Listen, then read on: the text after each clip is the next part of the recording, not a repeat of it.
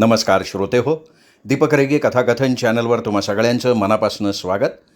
श्रोते हो, आज तुम्ही ऐकणार आहात नीता गद्रे लिखित पुरुषस्य चरित्रम ही कथा. मी सुषमा. त्या लांबलचक सुशोभित वरांड्यात आता मी एकटीच उरले होते. वरांड्यातल्या त्या विविध आकारांच्या नाजूक पाना फुलांच्या कुंड्या, इनडायरेक्ट लाईट्स फेकून डोळ्यांना सुखावणारी प्रकाश योजना, आतल्या हॉलमधली जुन्या काळची परंपरेनं चालत आलेली झुंबरं, त्यांचे झुपकेदार लोलकांचे घोस, गालीचे कोच, जुनी सिंहासनं, भली मोठी पोर्ट्रेट्स आणि मी एकटीच. हो, आणखीन एक. मी ज्या खुर्चीत बसले होते तिच्या समोरच झुलणारी एक रिकामी खुर्ची, बिअरची रिकामी बाटली, रिकामा ग्लास, हेही होतं तिथं. एरवी मी एकटीच. देवा ब्राह्मणासमक्ष ज्याच्याशी माझं लग्न लागलं होतं तो माझा नवरा सत्यजित नुकताच तिथून उठून गेला होता. तो जाताना मला म्हणाला होता, जरा जाऊन येतो, रात्री 2-2:30 पर्यंत परत येईन. माझ्या हृदयात कळ उठली, डोळे भयानं विस्फारले, हातापायांना कंप सुटला, घशाला कोरड पडली. केविलवाण्या स्वरात मी म्हटलं, नका ना जाऊ प्लीज. सत्यजितनी काहीच उत्तर दिलं नाही. तो फक्त हसला. त्यानं खांदे उडवले आणि तो निघून गेला. गाडी स्टार्ट केल्याचा आवाज मी ऐकला. मी हताशपणे रडायला लागले. गदगदून, हुंदके देऊन, विव्हळत, हंबरडा फोडून रडायला लागले. स्वतःच्या अगतिकतेची माझी मलाच दया आली. सत्यजित आत्ता कुठे गेलाय हे मला पूर्णपणे माहिती होतं. असं पूर्वीही अनेकदा झालं होतं. पण मला या दुःखाची सवयच होत नव्हती. नव्यानं जखम व्हावी तशी मी प्रत्येक खेपेला नव्यानं रडत होते. आता ती गोष्ट लपून राहिलेली नव्हती. सगळं गाव बोलत होतं सत्यजितबद्दल. सत्यजितची एक रखेल आहे. शिकली सवरलेली, प्रचंड देखणी, बँकेत नोकरी करणारी, गोड आवाजात गाणारी, क्रीडा स्पर्धातून चमकणारी. नंदा तिचं नाव. सत्यजितची निवड चांगली होती यात वादच नव्हता आणि खरा सल तिथंच होता. नंदामध्ये असं काय पाहिलं सत्यजितनी जे माझ्यात नाही, असं मला म्हणताच येत नव्हतं. नंदामध्ये खूप काही होतं जे माझ्यात नव्हतं. मी हे दुःखही पचवलं असतं जर मला मूल असतं तर. पण लग्नाला 7-8 वर्ष होऊनही आम्हाला मूल नव्हतं, होण्याची शक्यता नव्हती. डॉक्टरांनी सांगितलं होतं, दोष माझ्यात आहे, सत्यजितमध्ये नाही. मी आणखीनच दुखावले, अपमानित झाले. मला घर सोडून जाता येत नव्हतं कारण माझ्या माहेरी कुणीच नव्हतं. शिवाय सत्यजित माझ्यावरही प्रेम करत होता. माझी जबाबदारी तो नाकारत नव्हता. माझ्या सगळ्या गरजा, हौसमौज तो पुरवत होता. मी श्रीमंतीत, ऐशारामात होते, फक्त सुखी नव्हते इतकंच काय ते. डोंगराळ भागात वसलेल्या या तळगावात गेली 7-8 वर्ष मी सत्यजित बरोबर राहत होते. गावची वस्ती जेमतेम 25-30 हजार, तीही विखुरलेली. गावात पोस्ट, बँक, बस, प्राथमिक आरोग्य केंद्र होतं. 1-2 डॉक्टर्सनीही आपले दवाखाने तिथे थाटलेले होते. गावात वीज आली होती, एक प्राथमिक शाळा होती, हायस्कूल होतं, एक लहानशी बाजारपेठ होती. गावात एक थिएटरसुद्धा होतं. तिथे कोणते सिनेमे लागत होते कोणास ठाऊक. मी ते क्वचितच पाहिले. गावात एकुलते एक लायब्ररी होती, ती मात्र मला फार प्रिय होती. त्या डोंगराळ मुलखात, मागास भागात वाचनाखेरीज दुसरी करमणूक नव्हती. भटकायला मात्र इथे खूप ठिकाणं होती. सगळं तळगावच निसर्ग सौंदर्याने नटलेलं होतं. गावच्या कनकाईच्या डोंगरावर मी अधूनमधून फिरायला जाते. ती माझी आवडती जागा आहे. तिथंच तळनदीचा उगम होतो. तिथल्या खडकावर उभं राहून खालचा निसर्ग मस्त निहाळता येतो. टप्प्याटप्प्यानं धबधबत खाली धावणारी तळनदी, कधी निळी पांढरी, कधी काळपट पोपटी. दोन्ही बाजूंना हिरवेगार डोंगर, अगदी दूरवर दिसणारं गावतळ धरण, मधून मधून दिसणारे शेत जमिनीचे लहान लहान तुकडे. खरं तर हे सगळं एकट्यानं बघण्यापेक्षा सत्यजित बरोबर पाहावं असं मला फार वाटायचं. पण सत्यजित माझ्याबरोबर कधीच फिरायला आला नाही. नंदाबरोबर तो राजरोज फिरायचा, जशी काही तीच त्याची बायको. माझी कथा पुन्हा पुन्हा नंदापाशी येते. देवानं हे विचित्र दुःख माझ्याच वाट्याला का द्यावं? उत्तर नाही. नशिबात असलेलं भोगणं आणि त्या भोगण्यासकट जगणं म्हणजेच का जीवन? खूप थकवा आलाय. त्या थकव्यानं जडशीळ झालेले डोळे मी मिटून घेतले, मान मागे टेकली. अशी मी किती वेळ बसणार होते? सत्यजित येईपर्यंत. मी सत्यजित. आईला एक भयानक आश्चर्यच घडलं. Highly wondrous. या तळगावात मी जगत असलेल्या आयुष्यात एकदम बदल घडवणारं आश्चर्य. बापजाद्यांनी कमावलेली इस्टेट, वाडा, शेती सगळं होतं. शिकारीचा शौक आहे, भोवती मित्रांचं कोंडाळ आहे, बायको आहे, मैत्रीण आहे. तरी देखील साली आयुष्याला चवच नव्हती. सगळा तोचतोचपणा होता. अचानक आप्पा देसाई गेले. त्यांच्या मृत्यूमुळं तळगावच्या नगरपरिषदेत एक जागा रिकामी झाली आणि माझं आयुष्य बदलणारी ती घटना घडली. मी गावच्या नगरपरिषदेचा सदस्य झालो. नंतर पाणी कमिटीचा अध्यक्ष झालो. 8 महिन्यांवर नगरपरिषदेच्या निवडणुका आल्या होत्या. माझं हे पद 8 महिन्यानंतर राहिलंच असतं असं नाही, पण निदान तेवढे महिने मी पाणी कमिटीचा अध्यक्ष म्हणून काम करणार होतो. किती वेगळं, किती चांगलं काहीतरी. माझा जिगरी दोस्त मनोहर इंगळे साला उपयोगी पडला. त्याच्या शिफारसीमुळं मी काही महिन्यांसाठी का होईना को-ऑप्ट सदस्य झालो. त्याच्याच प्रयत्नानं पाणी कमिटीचा अध्यक्ष झालो. गावचे लोक बोलतात इंगळे पैसे खातो, नगराध्यक्ष भ्रष्टाचारी आहेत. मला त्याच्याशी कर्तव्य नव्हतं. माझ्याजवळ इतकी संपत्ती आहे की मला पैसे खायची गरजच नाही आहे. लोक बोलतात म्हणजे अर्थात विरोधी पक्ष बोलतो. आमच्या चिमुकल्या गावच्या येवल्याच्या नगरपरिषदेचा छोटासा विरोधी पक्ष. बाकी गाव बेअक्कल, तो काय बोलणार? तळगावची नगरपरिषद म्हणजे डोंगराळ भागातली एक क वर्गीय नगरपरिषद. गावची वस्ती सुमारे 30,000.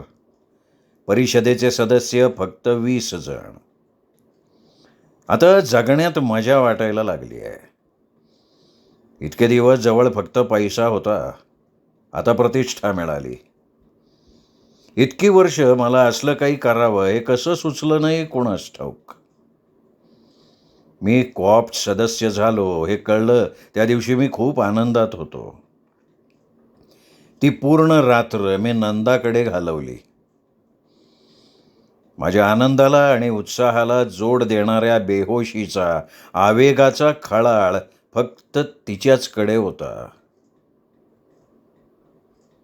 मी सुषमा. सत्यजित पाणी कमिटीचा अध्यक्ष झाला तेव्हा मला नवल वाटलं, पण अगदी थोडा वेळ. पैशाच्या जोरावर माणूस काहीही करू शकतो आणि सत्यजित जवळ पैसा होता हे एक. आणि दुसरं म्हणजे सत्यजित इलेक्टेड सदस्य नव्हता, तर को-ऑप्ट सदस्य होता. मनोहर इंगळेमुळे नगरपरिषदेत त्याचा शिरकाव झालेला होता. सत्यजित निवडणुकीला उभा राहिला असता तर नक्कीच पडला असता. तो निवडणूक जिंकणं शक्यच नव्हतं. उभ्या गावाला त्याचं चारित्र्य माहिती होतं. गावकऱ्यांच्या मनात सत्यजितबद्दल तिळमात्र आदर नव्हता. ते त्याचा तिरस्कार करत होते. पैशानं सगळं काही विकत मिळतं, पण लोकांच्या मनातली स्वच्छ उजळ प्रतिमा ती नाही ना विकत मिळत.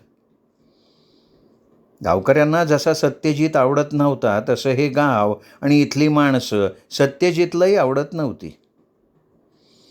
ती मागास, अडाणी, अशिक्षित, अंधश्रद्ध, खुळी बागडी आणि संकुचित मनाची माणसं त्याला नकोच होती.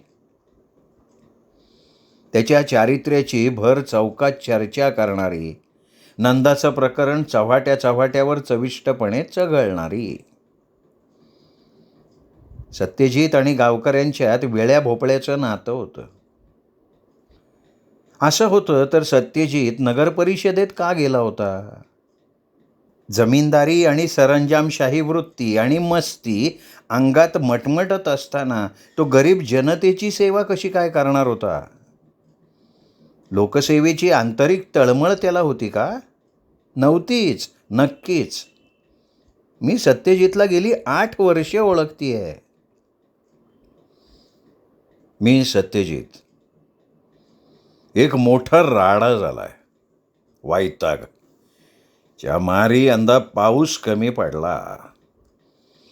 दरवर्षी 200 इंच पडणारा पाऊस यावर्षी जेमतेम 70-80 इंच पडला. 200 इंच पाऊस पडूनही गावात पाण्याचे हाल होतात. प्रत्येक वर्षी उन्हाळ्यामध्ये हातात बादल्या आणि काळश्या घेऊन तळनदीकडे लोकांची रांग लागते. नदी ती केवढीशी, तीही पुढे पुढे आटते. मग नदीच्या कोरड्या पात्रात खड्डे खणले जातात. खड्ड्यात साठलेलं गढूळ पाणी वाट्या भांड्यांनी काढलं जातं. लोक तेच पाणी पितात. मूर्ख लेकाचे. रोग फैलावतात नॅचरली. गावात फिल्टरेशनची व्यवस्था नव्हती. अशुद्ध पाणी तसंच लोकांच्या पोटात जात होतं कित्येक वर्ष.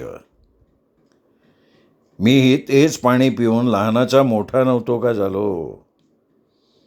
हा सगळा डोंगराळ भाग, त्यामुळे पाऊस खूप पडतो, पण सगळा डोंगर उतारावरून वाहून जातो.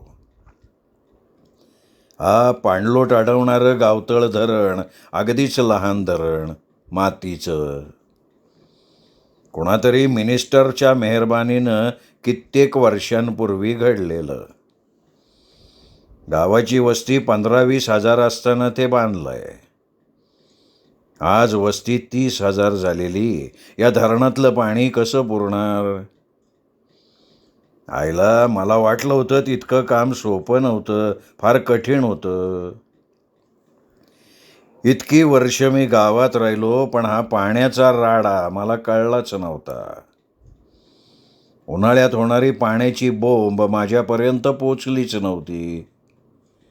घरचं गडी माणूस पाणी भरत होतं. माझ्या मालकीच्या विहिरी होत्या. मी नेहमी इतकंच पाणी वापरत होतो, नासत होतो.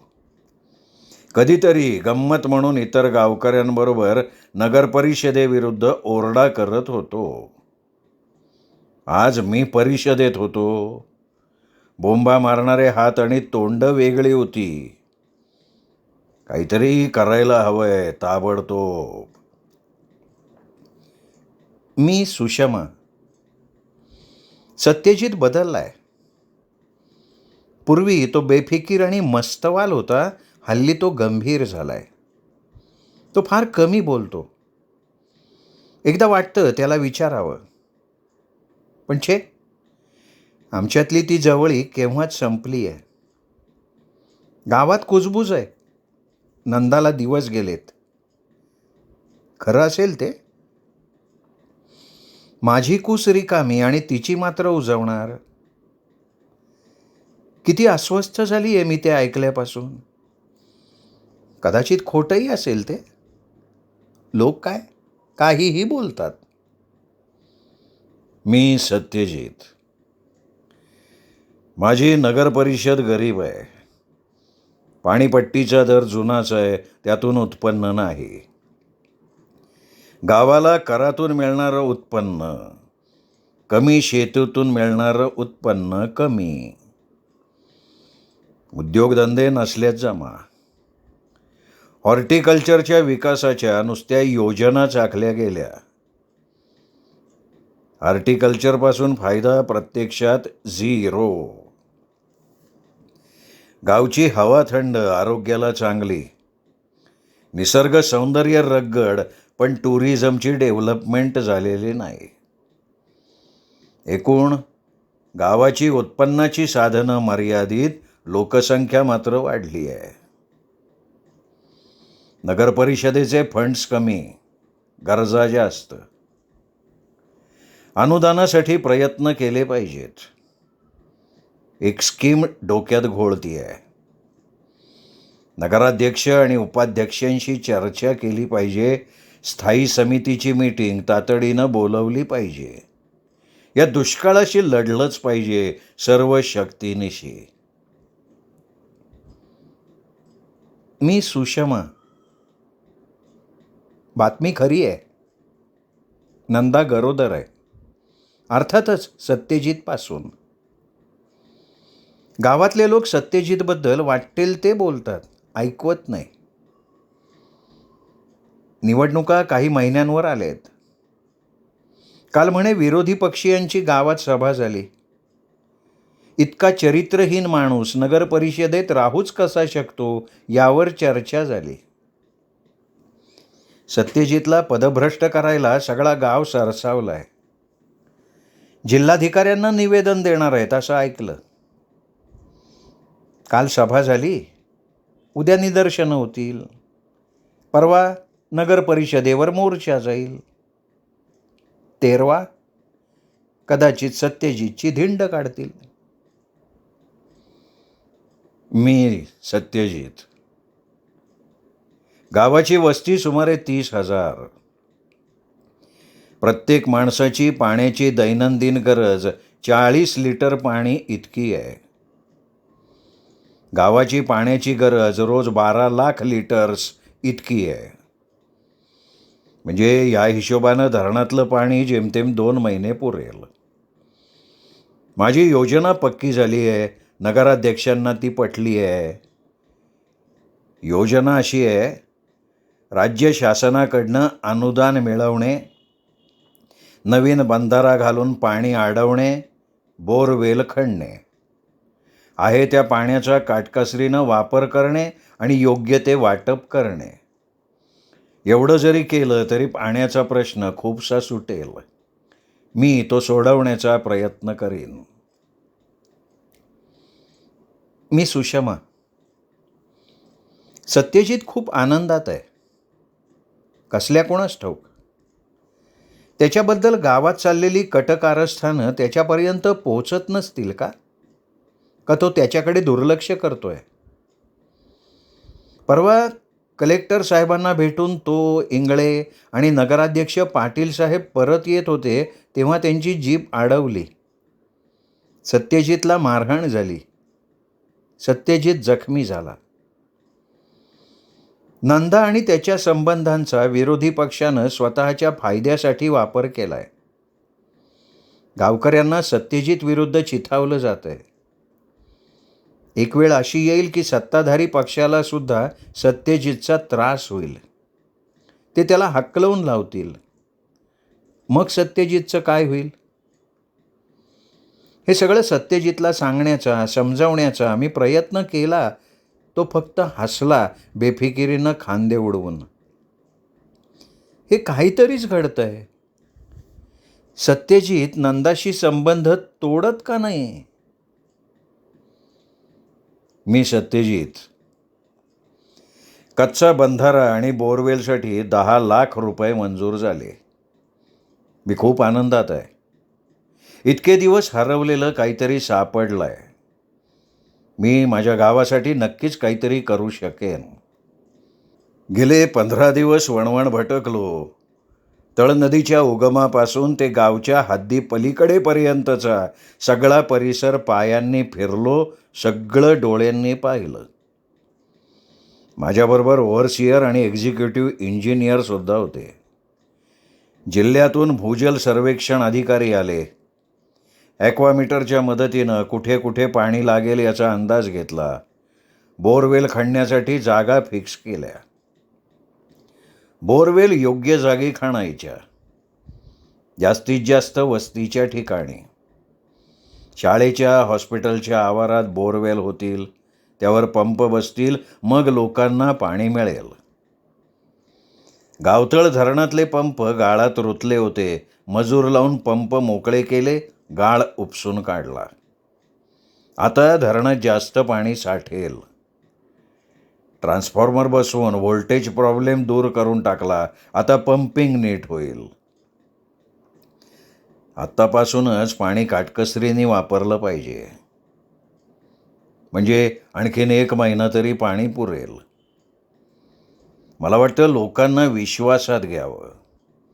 पाण्याची खरीखुरी परिस्थिती त्यांना सांगावी. काटकसरीनं पाणी वापरण्याबद्दल आवाहन करावं. गावात 10-12 विहिरी आहेत. त्या परिषदेच्या खर्चानं उपसल्या पाहिजेत. तेच पाणी विकत घेऊन लोकांना पुरवलं पाहिजे. गावात टँकर्स नाहीत. पुन्हा कलेक्टर साहेबांच्याकडे जायला हवं. मी सुषमा. सत्यजित पुन्हा जखमी झाला. झालं असं, गावाची पाणी परिस्थिती लोकांना सांगणारा त्याचा एक लेख जिल्ह्याच्या वर्तमानपत्रात प्रसिद्ध झाला. त्या लेखावर लगेच प्रतिलेख आला. पाणी कमिटी अध्यक्षांची बँकेतली नाजूक ठेव. सत्यजितनी तो लेख वाचून शांतपणे दूर सारला. गावच्या प्रत्येक वस्तीवर तो जायचा. तिथल्या माणसांना जमवून मीटिंग्स घ्यायचा. तुमच्या विहिरी सर्वांसाठी खुल्या करा, असं तो सांगू लागला. तो तळमळीनं बोलायचा, पण कोणी त्याचं ऐकायचं नाही. मागच्या रांगेत उभे असलेले लोक टिंगल करायचे. टॅहा टॅहा असे बाळ रडल्याचे आवाज काढायचे. मीटिंग उधळली जायची. दगडफेक व्हायची. आजही तसंच झालं होतं. सत्यजित जखमी अवस्थेत घरी आणला गेला. डॉक्टर आले, जखमा बांधून गेले. ज्या बांधता येत नाहीत अशा जखमा मला झाल्या होत्या. कसल्या तरी अनामिक भीतीनं मला घेरलं. मी सत्यजित. कनकाई बंधाऱ्याचं काम पूर्ण झालं. तळनदीचं पाणी आता काही प्रमाणात अडवलं जाईल. कनकाईच्या डोंगरावर गावतळ धरणाच्या खालच्या अंगाला हा बंधारा घातला. नदीचं पात्र अजून वाहतंय, तोवर त्यात पाणी साठत जाईल. आता माझं गाव या दुष्काळाशी मुकाबला करू शकेल. गाळ उपसलेलं धरण, कच्चा बंधारा, बोरवेल, खाजगी विहिरींचा वापर, इनफ. अगदीच वाईट अवस्था आली तर मी माझ्या गावासाठी खूप धावपळ करीन. मिळेल तिथून पाणी विकत घेईन आणि गावाला पुरवेन. माझ्या गावच्या प्रत्येक माणसाला निदान पिण्यापुरतं पाणी मी नक्की देईन. मी झगडलो माझ्या गावासाठी, त्याच्या मुखात पाणी पडावं म्हणून. हे समाधान वेगळंच आहे. छायला, पूर्वी कधी इतका समाधानी नव्हतो मी. नंदाकडे गेलंच पाहिजे. या आनंदाच्या तृप्तीच्या क्षणी तीच हवी. मी सुषमा. उन्हाळा सुरू झालाय. बाहेर आणि माझ्या आयुष्यातही. मला खूप काही सांगायचं आहे, बोलायचं आहे, पण शब्दच उमटत नाहीत. विचार मनाच्या अंधार कोठडीत खितपत पडलेत.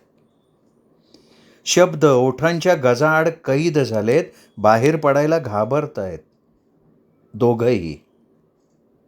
हे काय घडलं, कसं घडलं, याचा सुन्न बधीर मनानं गुंता सोडवण्यापलीकडे गेल्या 2 महिन्यात मी दुसरं केलंच आहे काय? राजकारण किती खालच्या पातळीला जाऊ शकतं. एखाद्या माणसाविरुद्ध उभं गाव भडकू शकतं, भडकवता येतं. माणसाचं चारित्र्य खरंच इतकं महत्त्वाचं आहे? त्याचं कर्तृत्व आणि त्याचं चारित्र्य वेगळं वेगळं खरंच नाही का ठेवता येत?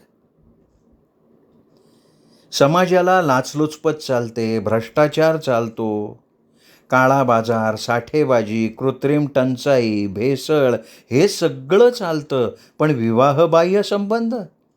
छे! हे सगळं करणं म्हणजे चारित्र्यहीनता नाही, पण विवाहबाह्य संबंध म्हणजेच चारित्र्यहीनता. सत्यजितला लोकांनी स्वीकारलं नाही. चिडलेल्या, भडकवलेल्या जमावानं सत्यजितला ठार मारलं.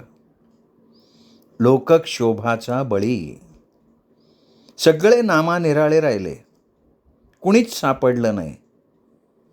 नंदासुद्धा पोटच्या पोराला घेऊन गाव सोडून निघून गेली. माझं सांत्वन कुणीच केलं नाही. उन्हाळा सुरू झालाय. दारात खणलेल्या बोरवेलचं पाणी हसत खेळत उपसताना गावच्या आया बहिणींना माझ्या नवऱ्याची आठवण होत नाही. नव्या कनकाई बंधाऱ्यातलं पाणी आयतं नळावाटे भरताना कुठल्याही पुरुष माणसाला माझ्या नवऱ्याचं स्मरण होत नाही. निवडणुकीचा प्रचार सुरू आहे. नगराध्यक्ष पाटील साहेब प्रचारसभेत बोलताना म्हणतात, लोक हो, तुम्हाला नको असलेली आमच्या पक्षातली घाण आता निघून गेली आहे. आमचा पक्ष स्वच्छ झाला आहे.